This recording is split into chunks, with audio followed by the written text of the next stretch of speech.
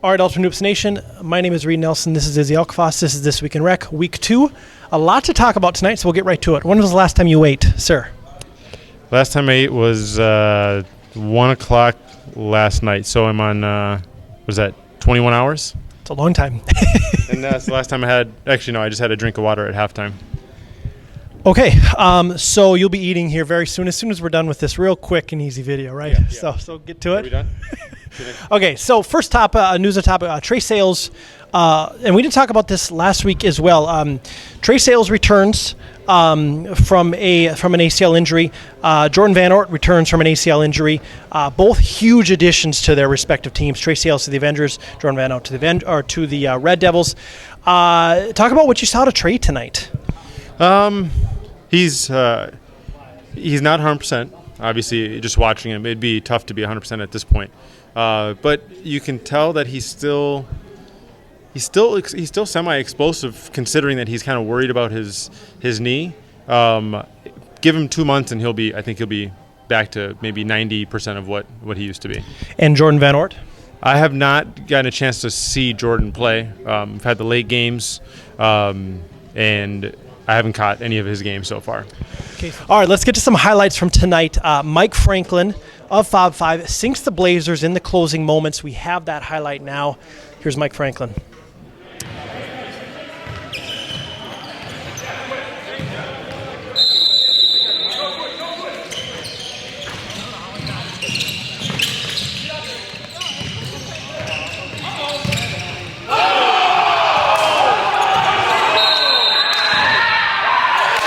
That was Mike Franklin of Fob 5 defeating the Blazers in the closing moments. Talk about that game tonight. It was Fob maybe had 8 turnovers in the first maybe 7-8 minutes, and the Blazers just couldn't. Fob's defense has kept them in both of these games long enough for them to really sneak out wins at the end. I know last week it was relatively easy, I guess, but that game was a lot closer than the scoreline. For tonight, I think it was 47-56 at one point. Somebody missed a free throw on their team. I can't remember who it was. We were able to get the rebound, and we ended the game on a 17-4 run to win the game.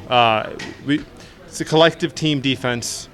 We help out for each other. Mike's there. He's done a really good job for us in the last 2 games to make people think when they go to the hoop. He doesn't block every shot, but he's long enough to make people alter the shot, right? And he came up big with a lot of help side, and Ant's the same thing. So now we have 2 guys that can really bring that dynamic to the team, where Fob hasn't really had that in the past. So, albeit we don't really have a true point guard, we now have 2 guys that can really make it difficult for drivers, when they go to the cup. And we took away a lot of Devin and Jake and Brian's penetration. I think Jake had actually a really poor game relative to his standard tonight. So Squires win again last night for being able to go against a team of 4. I don't want to talk about the Squires. We talked about them last week. They're 2-0 on 2 5-4 games. But let's talk about summer season. What's the ideal number of players on a roster for summer season, and why is it 8? See what I did there? Yeah, I saw it. It is absolutely 8. Unless you have a bunch of losers on your team, and 7 will do. But you need 8 in the summer. People go out of town. People go to camping. People go fishing. People go hunting. Softball, like all the stupid golf, all the stupid stuff. The Gorillas have had 6 and 5. Fob's had 6 in both games. I've seen a lot of five-man rosters, 2-4 on 5 games. It's tough. The first 2 weeks are already hard enough to get everybody. There's a lot of last-second signings because here's what ends up happening from the eyes of a recruiter. Guys will tell you, I'll let you know, and then they wait till the last minute. And GMs typically set very late deadlines because they're just hoping that person will play. So they might wait till Monday or Tuesday, and then that person will say, hey, I can't play.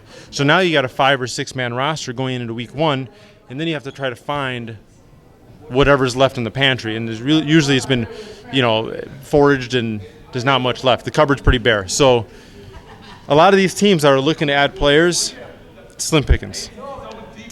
Okay, main talker tonight. I got a juicy one for you. So you're aware of John Thomas, correct? John Thomas, former Minnesota Golden Gopher, played in the NBA. He has been working on his game lately. If you follow his Instagram account at all, getting in shape.